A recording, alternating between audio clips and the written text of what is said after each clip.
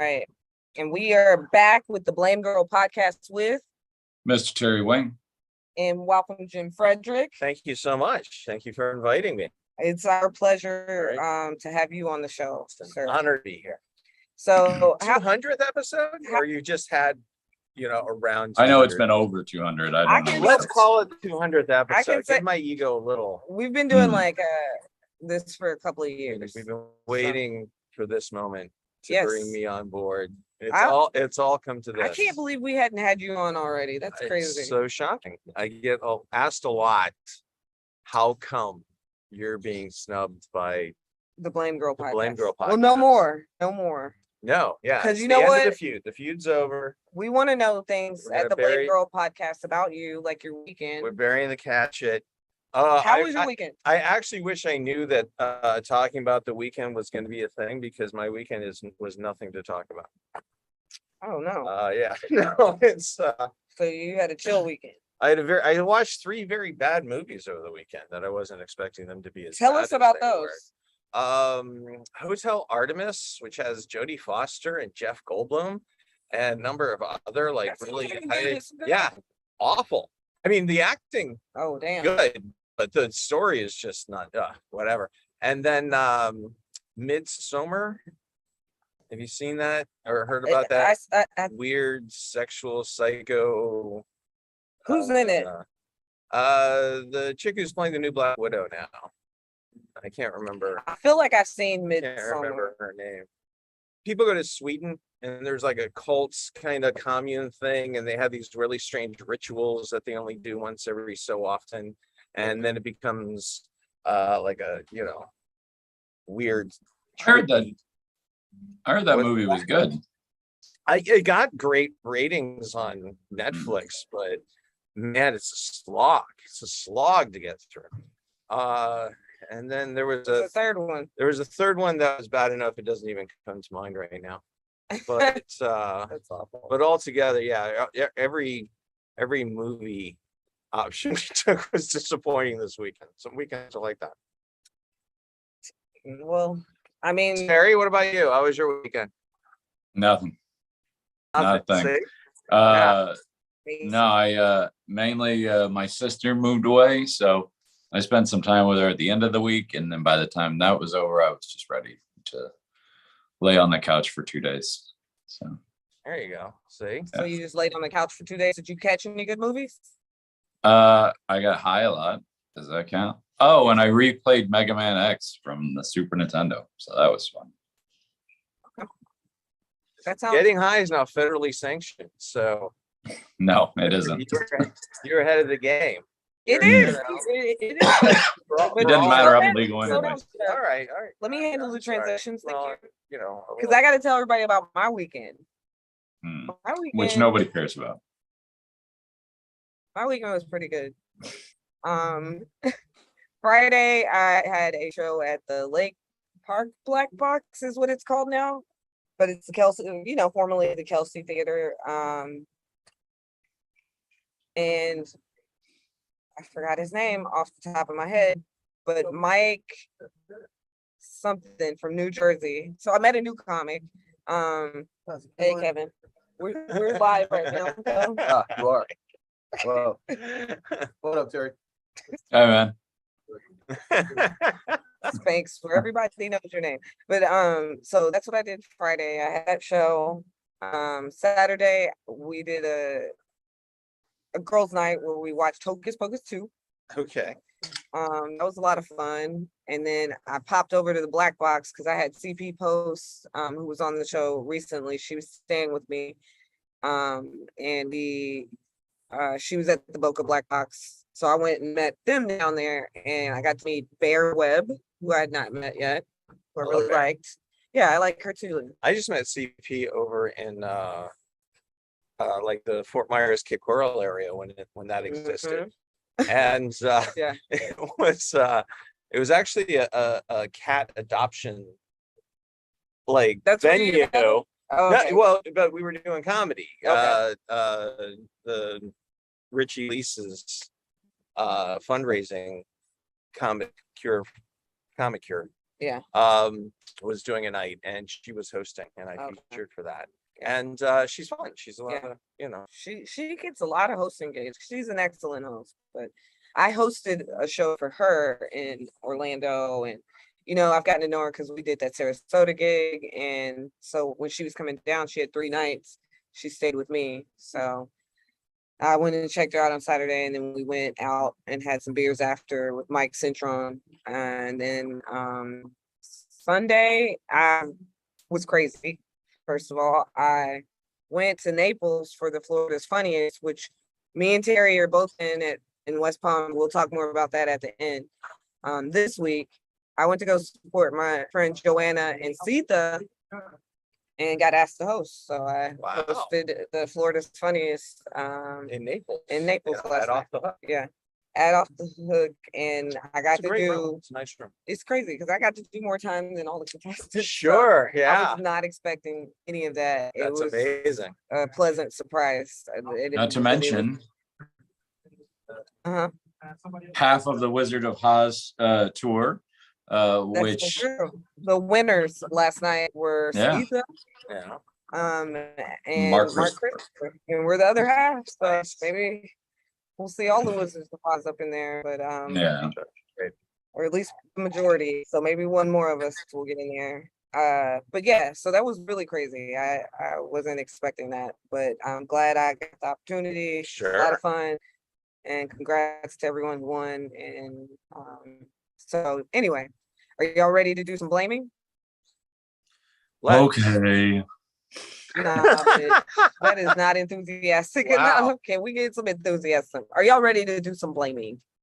Oh, well, I'm not going to be doing a woo kind of thing. That's completely against my character. White Yeah, come on, man. man. This is So You're not apathetic, hosting anymore. everything. Your, I'm not hosting. Shut up. You're right. I don't even your act like that. co-host is yawning. I don't even act like So Russ just. that's just Terry's disposition. All right. So guys, this is exciting. I don't know why we're not excited about this, but I'm very excited. I'm not Present- excited about how you posed the question, but I'm very excited. okay. Thank you for that feedback. Thank you for that feedback. You're This welcome. is Blame Girl. So Sure. Biden is loosening up marijuana laws, as you may have heard this week. He's like, just who's to blame? You threw me off with that. I'm sorry. I'm gonna let you. Like, I I'm don't gonna let even you know how go, to Jim. feel. What's that, Sherry? I said I'm gonna let you start on this. Well, I think it should be like who do we think? It's less about who to blame and more about who we think. And either Well, way, you can blame people for good things too. that's true. Either way, I'm going to nominate me. I think that I'm within contention of at least contributing a small part Okay. in order to make this happen. And I'll tell you why. It's one of my favorite brief little stories. Thank you, Jim. Okay. Whatever you did. Okay. All right. No, my dad was spending the holidays with me back in like 2000 and I want to say like 12. And your dad is Biden? No, I'm just kidding. No, but my dad, He just got up from a nap, I can tell. my dad No. was raised in the reefer madness generation. Mhm. So my dad was very much a hippies are worse than terrorists kind of feeling for most of my childhood and Yeah. a lot of my life. And we're watching like Jeopardy or something, and a question about Bob Dylan comes up. And my dad's me like, oh, the potheads and the drug culture and how bad it is. And I said, Dad, we're usually very honest with each other, and it's not been a thing that we've talked about before. But and I don't say I'm chronic. I don't say, I wake and bake and do whatever, but I'm like, when I'm in a situation with friends and they're passing around, I will partake because it's no As long as different. you don't have to buy it. Got it. There's no, yeah, right. There's no, it's like your cocktail hours from the 50s and 60s that you guys were having, but it's actually much healthier. It's not nearly as dangerous as the alcohol. And my dad's like, well, I'm not going to pretend I'm not disappointed. I worry about you. I read that it's a gateway drug. I don't want it to turn into something. I said, Dad, I'm 43 years old. If I haven't tried heroin by now, I think I'm past the point of it really being a danger, right? Fast forward a year later, same situation. My dad's in town visiting for the holidays. Something about pot comes up on the television. And my dad looks at me and says, you know, I read where marijuana was the #1 agricultural crop in Kentucky last year. And he said it with an air of, by God, my son's on the ground floor. Like, maybe he knows what he's talking about. After all these years of pushing against it, I was able to convince him, just by being honest, that, you know, first of all, he doesn't want his son to get arrested. And second of all, he had time to, like, you know, kind of, and he proselytized. So let me ask you this. He proselytized. Does your dad You wouldn't actually get Joe Biden arrested. Your wife. My okay. Get me there. Get me there. How is Because you my do- dad, What does this have to do with Biden? my dad lived in Ocala, and Ocala is like this hugely conservative, and he proselytized. He went to the barber shop, he went to church, and he said, go ahead and vote for the legalization. Do this so that my son doesn't get arrested. So you Right? convinced So- your dad. This is typical conservative behavior. They never give a shit about anything until it affects them directly. That's exactly what it is. My dad was one of the most liberal people that you would have ever met in your life. But at the same time, he had his quirks, you know, from his whatever period of time that he was All right. raised, Well, you know. I have no but he idea was what this able- has to do with Biden or the But laws he or was anything able to like learn. Ty- Okay. Terry, who do you think's to blame? More people made it more of a commonplace, everyday lifestyle thing to the point where it couldn't be ignored anymore. So society is to blame. That was a Okay. long. Go ahead, Terry. Actually, I'm going to say Okay. nobody's to blame because the media ran with this story, but you got to remember the only people that actually got pardoned by Biden were federally charged with marijuana possession with no other crimes. So those are the only ones. So when you actually look at the numbers, it's only about 6,500 people that have been prosecuted in the last 30 years under those circumstances. And last year nationally, people who got arrested for marijuana on the state levels tops 380,000. So, but that's on the state level. He can't pardon them. That has to come from the governor. And Greg Abbott, for example, from Texas, says he feels like it's a travesty of justice, and he's not going to listen to somebody who believes in don't fund the police. So it's definitely not nonpartisan politics here. It's nothing. You know, It's a show. That's you don't all it think is. he's doing it to boost his approval rating so that Of course he is. But that's what I'm saying. It's a show. Nothing has changed. Nothing.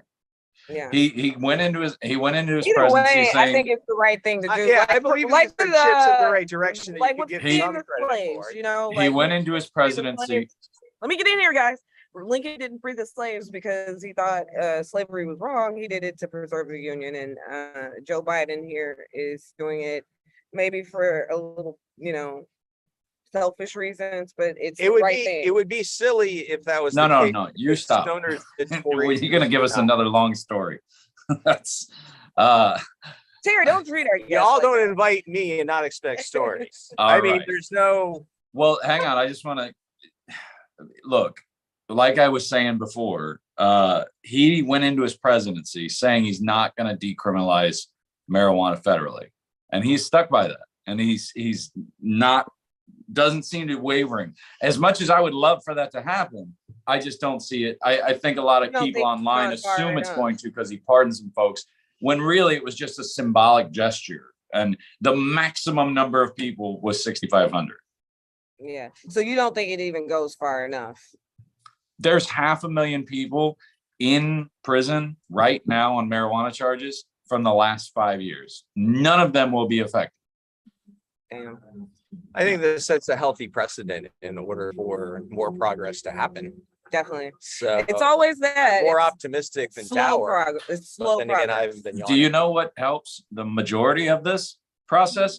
Money. Okay. And there's Well. big money to be made in weed right now. And everybody knows it. That's why one of the main shareholders of one of the largest cannabis dispensary operations that actually grows, manufactures, and ships to dispensaries is John Boehner. the former conservative Speaker of the House who spoke out against marijuana for decades. I bet But he saw that money be made, and he's like, never mind about my principles. I'm fine. All right, guys, you know who needs to smoke weed is Kanye West. Like, he may not be smoking. I don't know. That's gonna mix well with the other medication. The way he's been acting, he don't take his medication. That's Kanye has been kicked off Instagram this week. He's just been on one. He's been posting all kinds of stuff, like anti-Semitic stuff, which is what got him kicked off. Because he's talking about Jewish people in a conversation between him and Puff Daddy, or Puffy, or whatever he's called these days. So I want to know who's to blame. Why is he getting kicked off Instagram? Why is he going on these rants? What do y'all think? Those are two entirely different threads. Give me answers for both of them. He's being kicked off Instagram because it's not kosher to look at mental health issues and celebrate and make it a pop culture phenomenon when you see somebody just going off the rails. Yeah. I think is a big part of it. Society is to blame because we've taught people if you just continue to do ridiculous shit, you'll get famous and you'll get rich. Hell yeah. And some of that is just self-perpetuating. Yeah. And in those ways, he and Trump are cut in the same cloth. Yeah. You know, that if I Yeah. just keep saying ridiculous shit, it doesn't matter how much I believe it. It just matters that it's going to get a response, Yeah. and therefore that's going to get attention, and therefore that's going to get me hits, and that's going to, keep this going. So Terry, what do you think here? Well, I'm blaming Instagram and Twitter because I don't think he should be banned.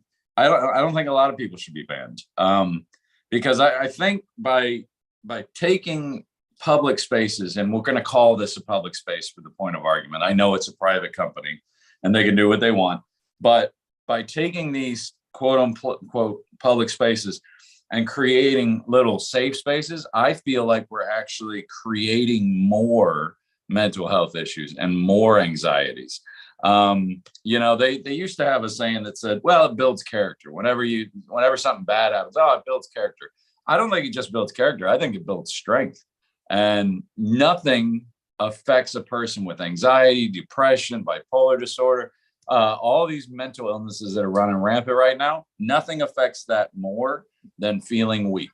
And nothing makes you feel weaker than not being able to listen to another person without freaking out. Yeah, that's it. And that's coming from somebody who has these things. No, but the thing about it is, when do you draw the line with someone's speech? That's a very good point. Yeah. And here with Instagram, it was anti-Semitism, but he like bullies his ex on there. He is, no one can blame him for going off about the corporate stuff with Gap and everything. So he got a lot of support with that, but anti-Semitism. This is nothing new. It's nothing new. Let's go back to Hurricane. I'm going to disagree. That's nothing new. When you consider the millions of followers that he has, and then you have somebody spouting something like as ridiculous as the Jews are trying to keep him down, and it's a cabal that's making the decisions about whether or not he gets. He sounds like a conspiracy theory. He is. Dude, we've got a Georgia congresswoman that said the exact same thing. Yeah. And she shouldn't stay in office after saying she shouldn't be on Twitter either, or Instagram, or whatever. Personally, well, if you can be a congressman, I think you should be able to stay on Instagram. But again, it's their decision. So I think the rules should be like, if Instagram kicks you off, you're out of office too. Like, hey, whatever happens. it can be part of the consideration process. Definitely. There's no question. Yeah. Personally, I don't believe in a lot of traditional conspiracy theories because I've known a lot of lazy Jews. Yeah. Well, do you know why his was listening to preparing his next point. What? He said he knew you weren't listening. You were getting ready for your next point. Oh no, I was listening. But the point is, whatever happened to Jay, his post never bothered me. You know why? Because I don't fucking follow him. You know what I mean? Whatever happened to that? Yeah, but he has millions of followers, and we doesn't have to. we're kind of reaching this level, this peak Wait. level, where if people have influence, they're starting to use that. You don't think influence. Trump should have been kicked off Twitter when he was causing the insurrection? We've seen what I think that We've that is seen the what- line for me. Inciting violence is the line. Inciting real world violence is the line. not racism or And telling millions of your Nope. followers that the Jews are responsible if I don't have an album out next year is not inciting violence on some level. There's a question to be had there, but then again, it's very murky water, like Gio said, because now you're trying to make the decision between having free speech and yelling fire in a theater, you know? Yeah, but this So- isn't, I know you couched it, the first thing you said was, they're a private company, but we're gonna approach this as a free speech issue. But you As a can't public just- space, yeah. you can't just take that first point out and say, we're not gonna look at it from that argument. They are still a company that can make. Well, then there's no argument to be what had, though. doesn't get said on its platform. So. Right, but there's no argument then. There's nothing to talk about, because if we just agree that it's a private company and they have the right to refuse service to anyone for any reason, which they do, then there's no argument. It's just, we're done. Well, That's it. Theo was asking why it even happened, how he's even getting to the point where he's going off so far off the rails. So that's a conversation by itself. There's a number of conversations that can still happen. But I mean, but like I said, he's been doing this for years. Look back at Hurricane Katrina. George Bush doesn't care about black people. He traumatized was poor true. Mike Myers, who was just trying to do something good by I, being I, on that when show. he said I that. can never forget his When he face. said that, black folks were like, right, because Hurricane Katrina, you know. Yeah. Was he inciting violence towards George Bush? Well, he said it on MTV, and MTV, I don't know. It's like it's. That wasn't almost- MTV. That was a huge charity that they had. It went over multiple channels. All the stars and everything. Damn, that like wasn't that. even He just went off script, like the Taylor Swift award. Yeah. Dude's a maniac. He's gonna do maniac stuff. And he keeps getting rewarded for You it. know who else went off script last month? Poor Phil Paxton. He was on a road at night using his GPS, and the GPS led him to his death in some very murky waters, guys. Who's to blame for this? Go ahead, Terry. I mean, look, I drive all day for my job. I use GPS all the time. I've used it to circle the country. It's his fault. I mean, you still have to use your eyeballs and know where you. Oh, there's actually an episode of The Office that illustrates this perfectly. It's this exact scenario. I can't believe they didn't reference it in the article, but it's where Michael listens to the GPS and Dwight's telling him, no, there's a lake there. And he goes, the GPS knows what it's doing. And he drives right in the lake. Sure. I mean, this was lit. It's not even old. The article said it was a rainy night, like dark. It was the middle of the night. So, and it was a bridge that had washed away in 2013 that was put there by a corporation, by the way. I want to say I too am surprised that this article about the tragedy of this man's death and the child as he drove off of this did not mention the Office episode.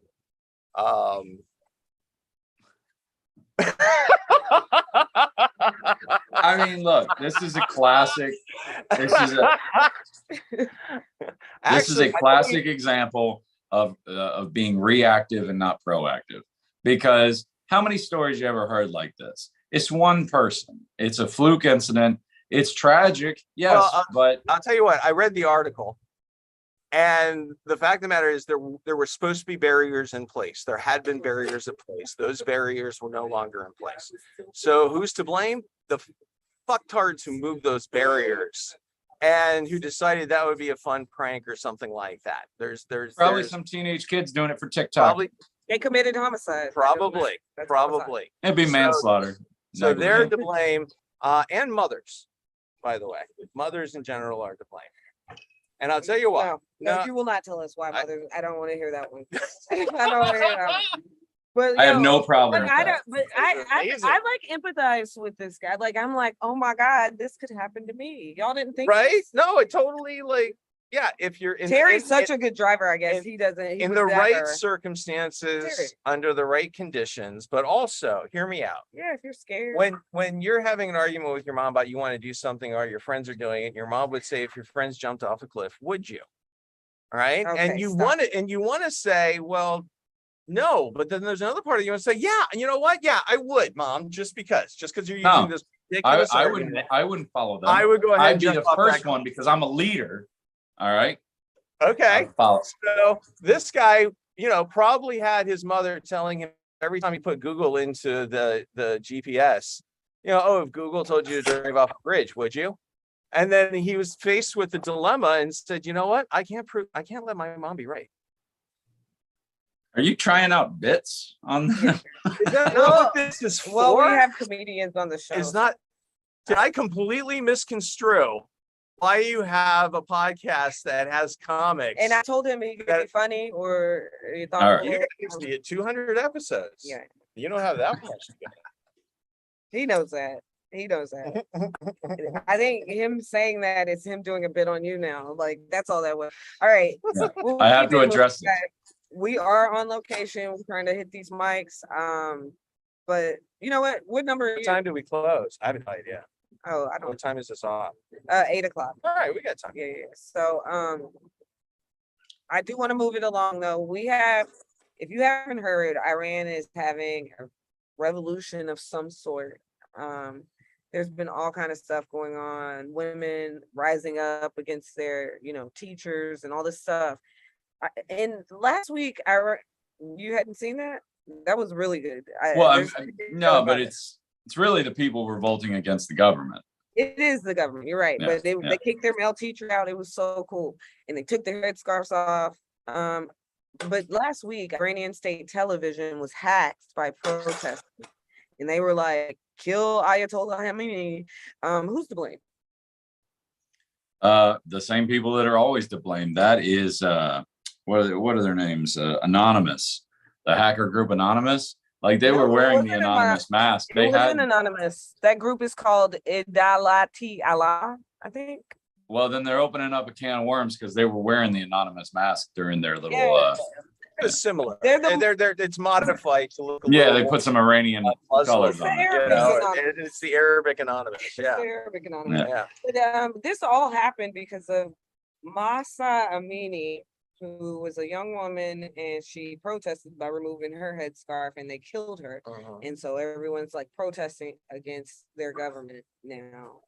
Well, on the erring toward the you say blame can be good as well as bad. Yeah. I'm going to blame Western culture. And the reason is because but in being good and bad, because I have been reading for years about how the citizens of Iran are actually very appreciative of the freedoms that the Western society seems to provide. From their perspective, based on them being controlled by religious doctrine, and the government is a religious-based regime, that they want more freedoms. They want women to be able to express themselves however they want and have the freedom to not only drive and have jobs, but decide who they marry and not be killed because they want a divorce. These things are very appealing, and it's just been a groundswell for decades. This is not a new thing. This is things coming to a peak and to a head, not a new thing. and blowing up from here. Ayatollah, but that's what I was gonna say. It's Ayatollah. He's been the problem. This is why this has happened over. I can't remember the last time that they were close to revolting, but something else had been, like some other oppression was going on and they almost revolted. It's usually the source of them killing these young folks is fucking pissing the country off. Terry, what do you got to say? Well, the main thing, because all of this started because of their morality laws. It falls under the umbrella of Sharia law. And it's all these morality laws that are really to blame, because it's pretty much the most disgusting, despicable thing I can think of is to create a law that says all women have to cover themselves because men will not be able to control their own desires. It's like, what are you, a fucking animal? How, what? So you're saying no woman is allowed to dress freely as they want because no man will be able to control their, I mean, what kind of fucking religious principle is that when you're saying like, oh, I love Also, God, I but think titties, you know, like I can't, like you don't believe it too. It's Look, not any- much look, different. and any- it's getting closer every day. Christianity any doesn't. single person, Blessed be- any single person that claims to be religious and like, and love Islam and all that, but just can't resist titties to preserve it, they're not really religious. You're Yeah. telling me you'll blow up a theater, but you're like, oh, that ass, you know? Like, come on, it's ridiculous. Blow that ass. I think, but you gotta, like, Christians have been like that too. They've just progressed a little more to where we are today, where they're actually more accepting of things. But it's not like, It's a mental thing. look, America's a puritanical society. Look at how the fucking Puritans dress, head to toe covered. Okay, we're not going your back hair. hundreds of years. We're talking about right I'm just now, here saying. today. I said, you know, Christianity has evolved a little further than, but Islam Do is you a little think? younger. Islam's a younger religion. That's my point. Anyway, all right, it is time What? to loosen things up, have a little bit more fun. I'm gonna do a formal welcome to Jim Fredrick, a founding member of Jokers Internet Radio, a multi-year finalist in Comedy Central South Beach Comedy Festival, regular host and feature on Bonkers Comedy Rooms, and I'm not saying that. I'm not saying. Still not good enough for Florida's Funniest. That was the last line of my bio. That is why you're here.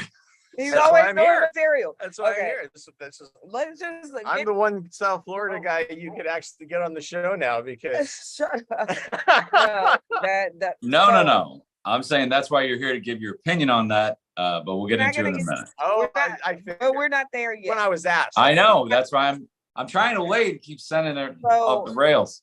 Let's talk Yeah. about Jim first as a comedian. Jim, how long have you been doing this? Since 2006. Yeah. How did you get started?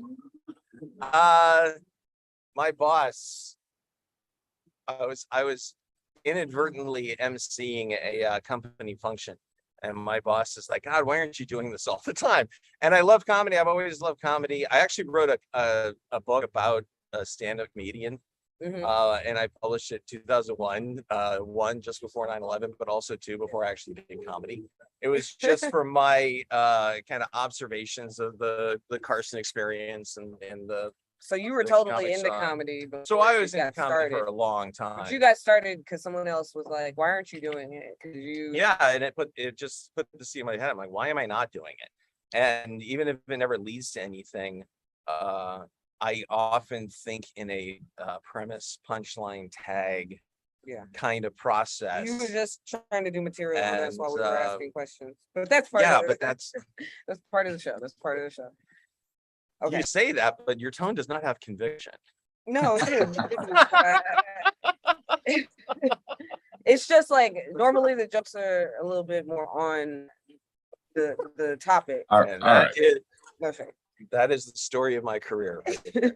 But so you've been doing it since 2006. What is that? 2006, 2016. Don't tell her. Let her do it the math. In 2016, I had to have a 16 spinal fusion surgery.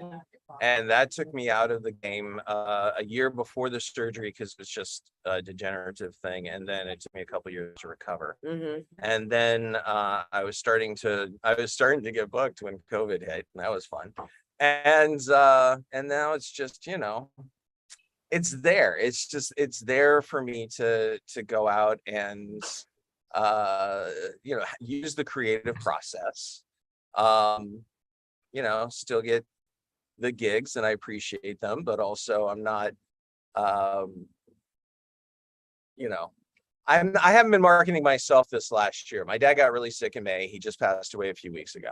And Oh, so I'm it was sorry. a long summer of long-term health care and drives to But no Ocala one's and gonna things take like that away from your years. Like you have no. you've Well, been that's doing the- it so long. Those and- little and that's the those beauty little of it. interrupted moments. Yeah, don't and that's even- part of the beauty of it. Terry probably had this experience too, where you just life forces you to kind of step away for a little bit. Yeah. And then when you do come back after a certain period of time, people who are new to the scene are amazed. Yeah. They don't know you, and they're like, "How are they so good?" Oh my God. So- They've got an act, So let you me know, ask, they actually let me find- ask you this: what's your favorite venue in Florida to perform at? And most recently, can't say the improvs. well, no, there was a time I could, and that time is back. No, you can't say it here as your answer. It's for everyone. Yeah. Honestly, David Sadman and Nadeem Awad's room, Turtle Tavern up in Del Rey. Whenever I'm there, they're just the most receptive Nice. group, and it's always, packed. And Shout out to the Turtle. First time nominee Yeah. here. And I'm thinking, I I'm thinking to love that. myself, I was like, I have we love had that room. either of them on here? No, that doesn't matter. We'll talk about it later. Okay. Wow. The shake. We're not gonna Okay. talk about it on the podcast. Okay. No, but Matter with you. I was just anyway. My favorite open mic, by the way, is Nick Mason's Brews Room when it's hitting.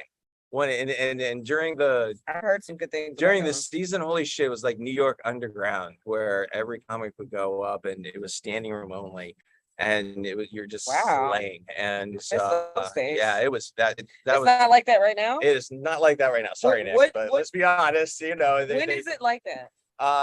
From December to Okay. April. Okay, noted. So I'll definitely be making a point to make it out. I recommend it highly because they're I've gone to it. they're I've done- dedicated to it. They We've love done Bruce Room, but it was not like that when we've done Bruce Room. it. So, No, but yeah, so trust me. have you traveled in all your years doing comedy? I have before the surgery. I was actually working regular for Bonkers, and I was on the circuit a little bit. Went up to Michigan and Milwaukee, and yeah, thank you, brother. Love you, Nico. And all over Florida. I was just in Winter Haven a couple weeks ago for Laugh Out Loud Comedy Room, Mhm. which was really awesome. Yeah. And very conservative room. And I opened with about 5 minutes of political observation about how if you just changed like the words, it changes perspective. Like instead of federal government, Mhm. say ex-girlfriend. And instead of classified documents, Mhm. say panties. So now it's the ex-girlfriend saying to the guy, you have these panties. I know you have these panties. And he's all like, fake news. I didn't take any panties. And they go, and she goes in and she pulls out 15 boxes of panties. And then comes back like 6 months later and pulls out 300 more panties. Oh, And the point of all of it was, why would you ever let someone like that near lingerie again? Which good point. actually got an applause break at a conservative room, and it set a nice No, it's a nice like way foundation to do for it. everything else in the night. 'Cause But look- while I was doing it, the owner was going ape shit in the green room. I bet He they was- didn't know how. he was- Because you know what? Listen. Why Jim, is this guy starting with politics in Last- Winter Haven? Like, that was yesterday, or this morning, I saw a video of a Jewish comedian. I don't know where she was. with Circuit the Park, beer. and yeah. that the Trump supporter threw something at her. It was crazy. Threw a So beer at her head. Yeah, it's risky, and she salvaged most of it. and especially chugged doing it in a space where you know it's conservative. So, Yeah, So yeah. you've done traveling a lot with Bonkers. I did traveling with I did traveling with some other groups. What has been your favorite moment since you've been a comedian?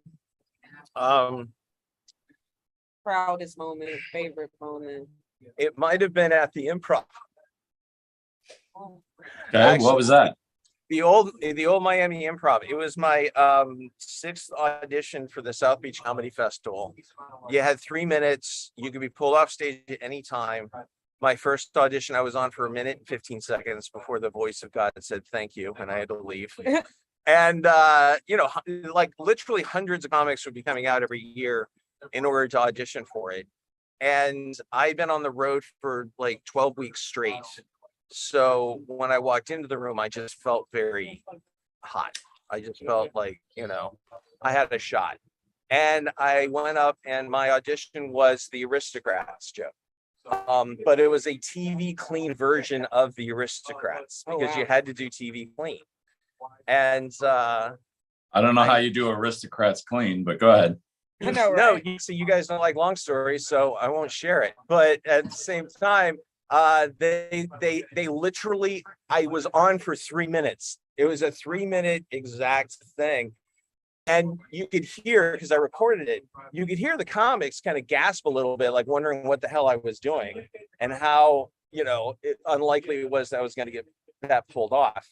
And then when I completed the joke, all the comics who were there to compete against me, nobody's really there to see somebody do well, you know, but themselves.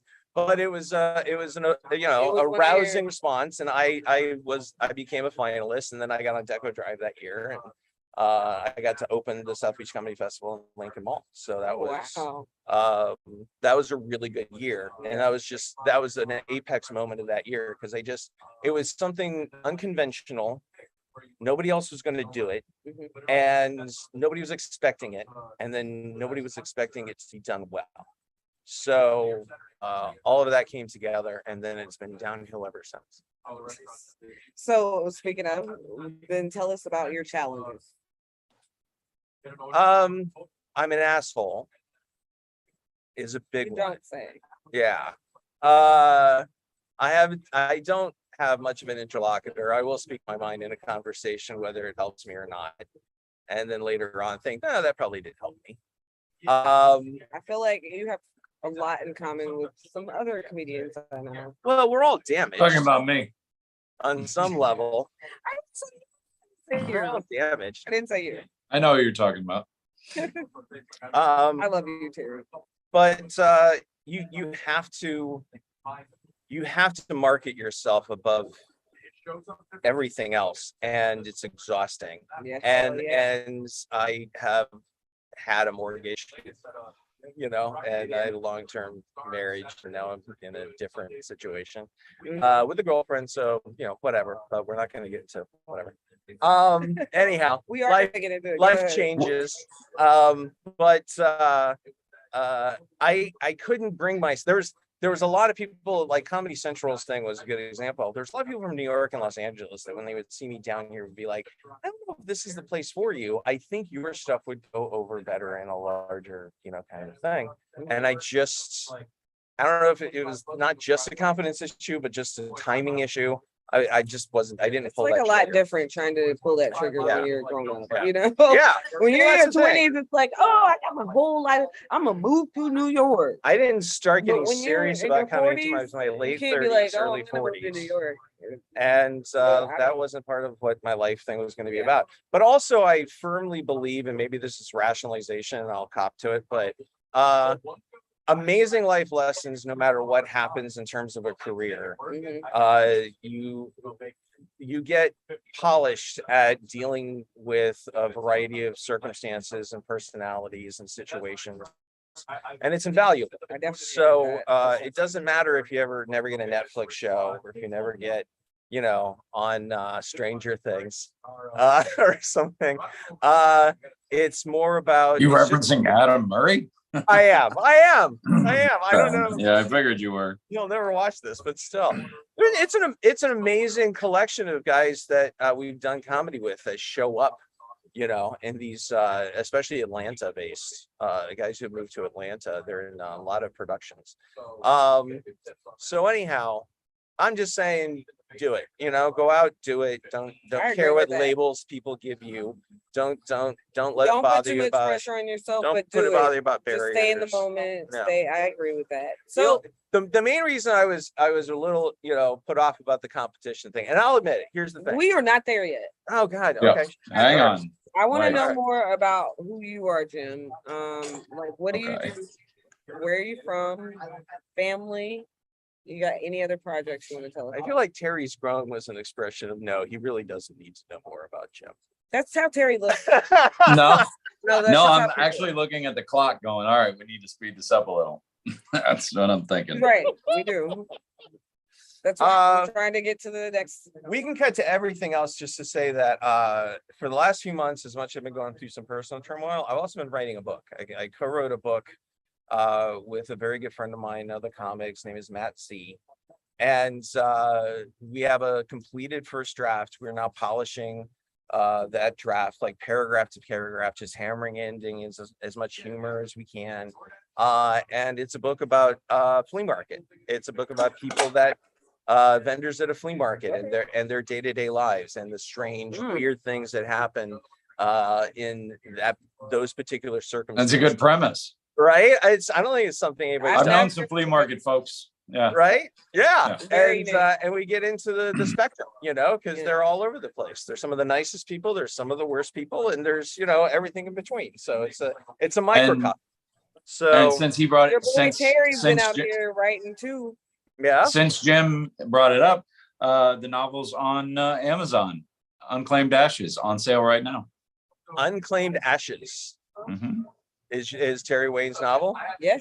Mine's Across That's a novel, the Yare is the original one that I published back in 2001. Yes. This one's called Tales of the Dusty Bucket. The new one is. The new one is. And Tales of the Dusty Bucket. sometime, who knows? I mean, we'd like to get a publisher behind it. We think it's really quality, but if we have to self-publish, we will. And then we'll just use it as merch when we're on stage. I mean, sometimes you got to get started that way, right? All right, so we are here finally. Are you ready to play the blame game? You've been all show. You ready? You Sure. ready? Yeah. All right, so Yeah. comedy contests, Yeah. they are inconsistent. Who's to Yeah. blame?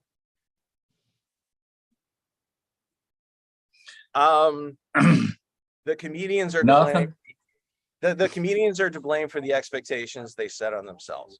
And the one thing I did want to say, because I knew this was part of the reason you guys invited me on, is when I expressed frustration about not being in the competition, the primary reason is because I actually like performing in that kind of competition because it's a process that you really, it's like math. You need to figure the right equation based on what you have and put it out in such a way, and you don't have to win to feel like you've been successful. You'll know just by the response and how you get, one of the first Florida's Funniest competition I was in, I followed Eric Myers, and I followed Eric Myers the year that he won. I was like, he was the winner. Yeah, no, he was the winner for that year. And That was a beast. while he was on stage, the place was erupting. Will Watkins was the host, and we're over on the wings, and Will looks at me, he goes, "Man, I would hate to be the guy to follow him." Like, knowing full well that I'm going on next. And when I walked on, people were, gathering themselves and having to wipe the tears out of their eyes and having to, whatever. Yeah. And the fact of the matter is, about at least halfway through my set, I did start to win them over. And I felt like by the end, all right, I wasn't an embarrassment. Yeah. Anybody who followed Eric Myers at that point was going to have a hard time converting that room. Well, and go ahead. Well, mainly like, because, you made that post, you got a lot of people talking. You made a post on Facebook, got a lot of people talking. Which I didn't name Florida's Funniest by name or Renee by name. Come on, I know. That all happened in the comments. My question is, why do you think that you weren't included? If you had to guess. I'm not at all the flavor of what they feel the face of Florida's Funniest is probably going to be. I think it's a part of it. I've had good. Well, winning is one thing, but being a part of it's another, Well, and what Renee explained to me on my page, by the way, what I did was I had a really nice set at the Bonkers Room in Ocala last summer, and I only had an audio recording of it. I did not have a video recording of it, but it was a packed room. I had a great deal of applause breaks in the 5-6 minutes, and so what I did was I created a video that had still shots of me in various rooms. And in the caption, it said this was at the loft in right for Bonkers. and sent that in because it felt like an old style comedy album, where the visual doesn't matter. You're just listening to the audience. You're listening to how attentive they were, how responsive they were, and the flow and everything. And so it was an artistic choice. And I sent it in, and knowing that I could be handing them a reason to just be like, say no. And that's what she said. She said, your video was you standing, a picture of you with an audio. Now, my argument was, well, it's a comedy competition, not a video production competition. One, and that's why I don't get hired. But then trying to tell her how to run her show. But I didn't say it. Oh, you didn't. I did not make that reply on my page. Well, at least you didn't. No, but it was a thought. And the point of it was that I didn't get into the competition, and then I found this local competition, and I went and performed there, and I won $50. And yeah, so it's just, life is weird. Life is unpredictable and inconsistent. Right? Yeah, life is just inconsistent. So well, can we accept the idea that maybe, playing devil's advocate, maybe the thought was that we said submit a video, you did your own thing, so that's it. Like got that because he's like maybe what I'm saying is like maybe they took it from like saying, well, this is why I did it, like he knows. Yeah, just maybe they took offense to it, just being like, well, you obviously didn't take this seriously, so we're not even going to listen to your act. That would be a weird offense to take, because it was pretty high quality, even though it wasn't necessarily showing me on stage. But I guarantee you, every person who was going through those auditions, and Renee herself, has seen me on stage multiple times. So it really does become a point of, no, if they wanted me, I would be there. And they wanted other people. They wanted other faces. They wanted. I don't think that's true. Styles. I think sometimes they make these like these litmus tests, and if you just don't meet it, it's easy to be like, okay. They want a reason. They have a lot of they're looking for submissions, and they're looking for a reason, like an insurance company. And I gave them a reason. While I was also, I had the hopes. I guess I had the hopes that that's something that was different. Because that wasn't what everybody else was sending. You thought maybe it'd stay out, and but the quality audio is great. So So do you have you got one more question? Because we need. Yeah, no, I was just gonna say, having worked there, having worked with Renee, just insider information a little bit, having worked there during these competitions. The showrunner Renee Hart is not watching these videos, not listening to these. These are other people that are set with qualifiers that say this, and this.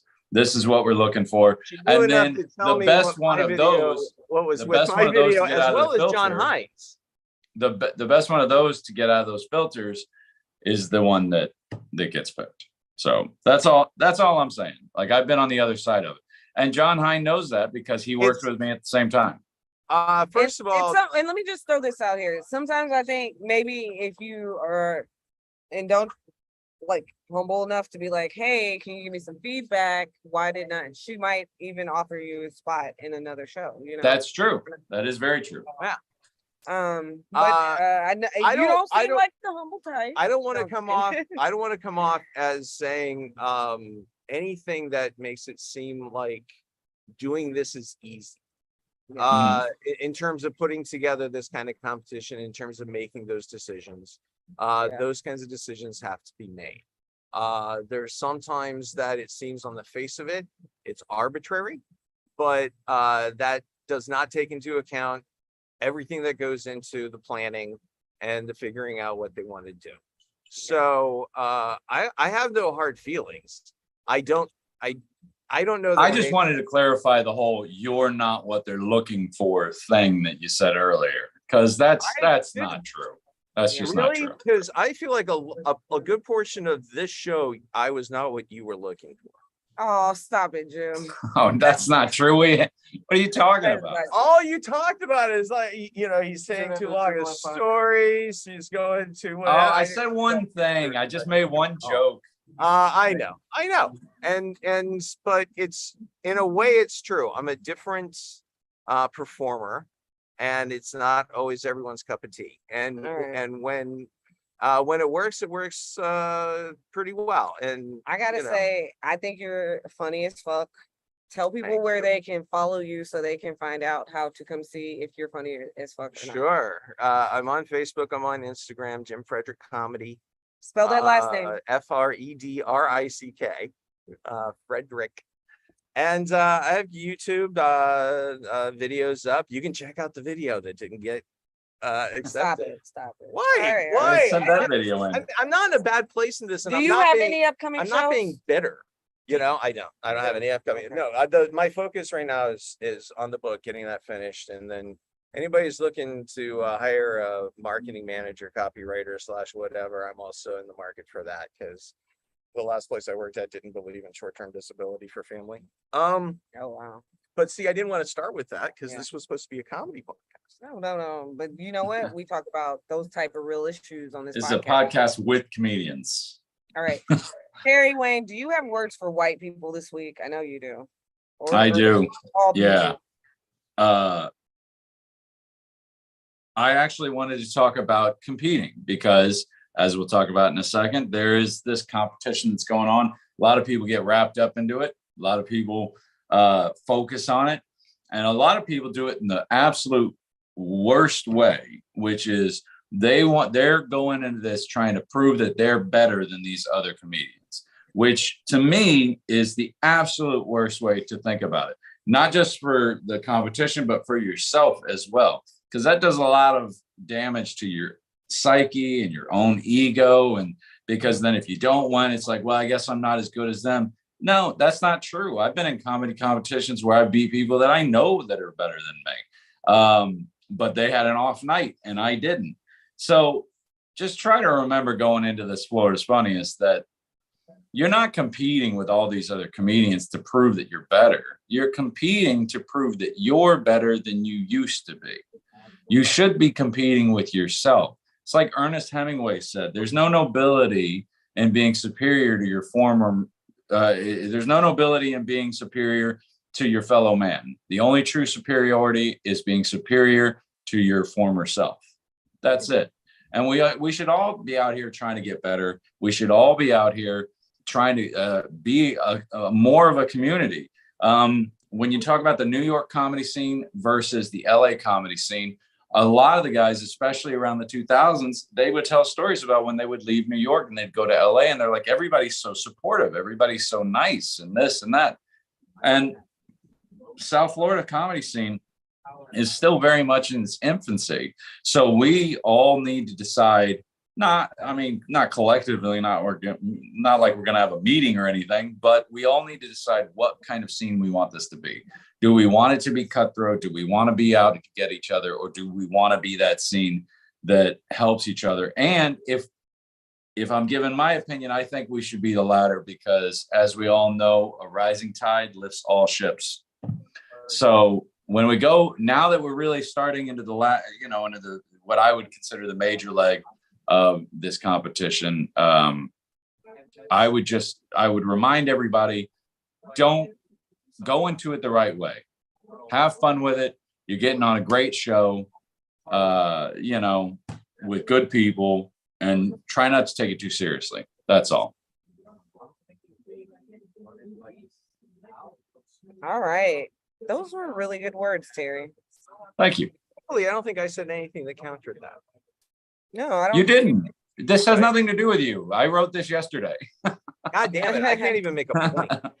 No, Hey, I wrote this he's my yesterday. co-host. And explain to him, No, I'm explain outta to him why I'm saying this, because you're about to say it anyway. Because we are going to be at. Oh, okay. Yes. Oh, yeah. So we do give up our next shows that we're at.